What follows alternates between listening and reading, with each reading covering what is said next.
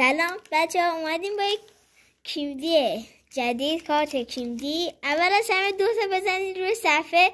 اگر 2 تا نزدید یه لایک اون کنار بزنید و میریم سراغ باز کردن کارت.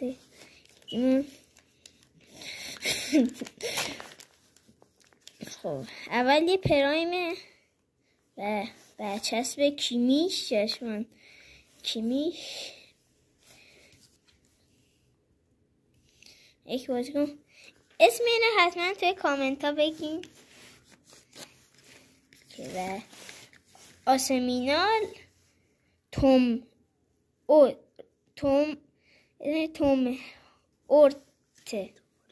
توموری و جاشوان کیمیش.